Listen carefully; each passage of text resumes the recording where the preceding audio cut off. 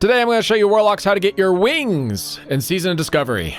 This is a greatly sought after secret that has a surprisingly small number of videos on it, so here we go.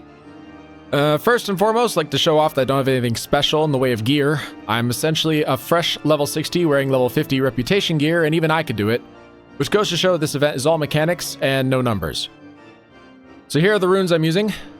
I'm using Pandemic, Master Channeler, pretty much anything from the chest, anything from the legs, anything from the feet, Unstable Affliction, Metamorphosis, which you need to start the fight, Haunt, which you should switch to after you start the event, as you cannot actually use Metamorphosis during the battle, and lastly, Soul Siphon for some extra healing.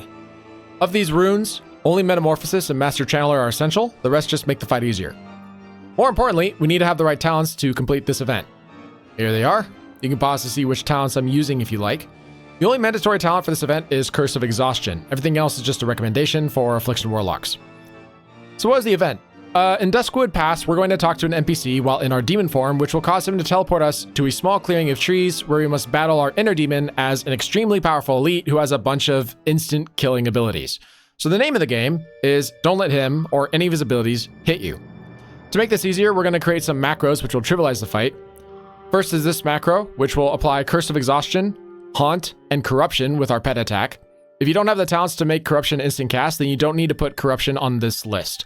I also advise adding any other abilities to this macro, because the Curse of Exhaustion needs to be constantly applied to the boss throughout the whole fight, and adding more than 3 abilities can make it take a bit too long for everything to cycle through.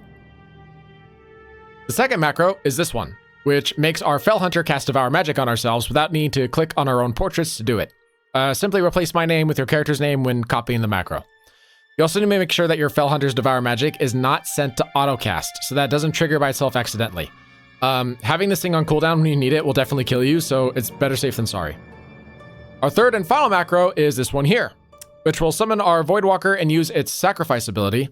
We will need this to survive an explosive AoE attack that the boss will occasionally start casting when he's below 50% HP. And with that, we're all ready to go. Let's head on over to Deadwind Pass at coordinates 4867, and I'll explain how this fight is going to go. Okay, so we're finally here, but I've run into a bit of a problem. Apparently, once you accomplish the quest once, you can't do it again. The guy, unfortunately, just won't give me the option to fight the demon, no matter which of the two forms I take. I've considered deleting the item from my keyring, but after a quick Google search, I discovered that if I destroy it, I might not be able to get the thing back? That, or Google's referring to a retail item with the same name. I don't really want to lose the thing, so I'm not going to risk it. This may, in fact, explain why there aren't many videos about this coveted item out there. It's really freaking great to be able to summon a mount without spending 1,373 mana every single time you have to go in and out of demon form. So, for the sake of caution, I'm going to use someone else's footage and talk over it. Wait, what's that? Other tutorials for this fight exist? Then why did I say there weren't any tutorials earlier? Well, yes, there are other videos of fighting this demon out there, but they're mostly just montages of the fight with no rural description or explanation about what's going on.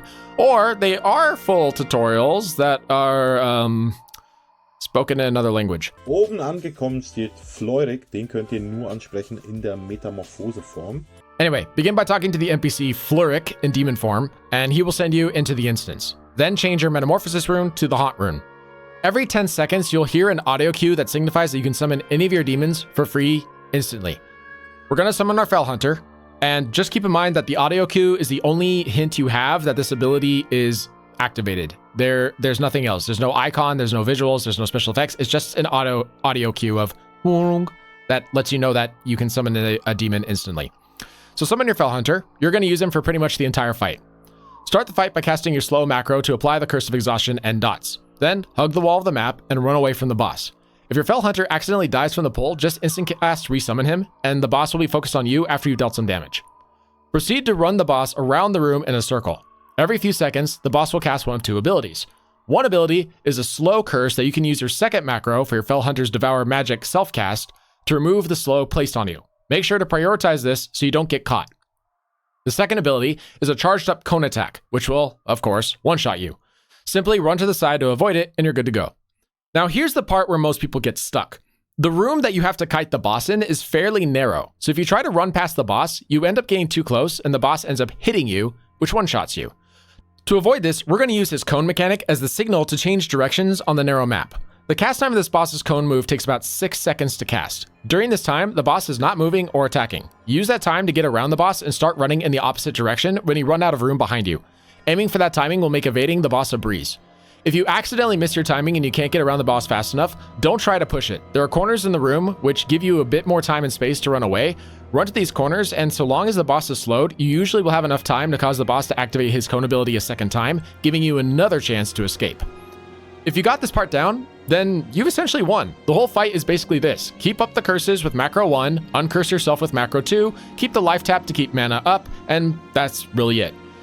At 50% HP, the boss will introduce a second mechanic. He'll periodically cast an unavoidable AoE explosion that'll instantly kill you if you don't shield it. This is where macro 3 comes into play.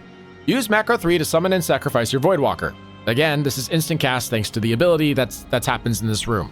Then wait for the explosion to pass.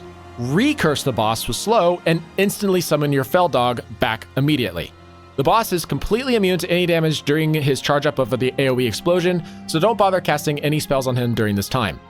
If you're far away enough when the boss casts his spell, you can speed up the damage by timing an Unstable Affliction to be cast right when the boss finishes his explosion, and his barrier goes down.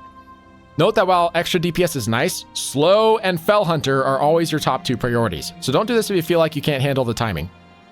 And yeah, that's it. Rinse and repeat this, and so long as you don't mess up, the boss will just die. And your transformation item, the Zia Animimitis, or however you say this word, will show up in your King Ring.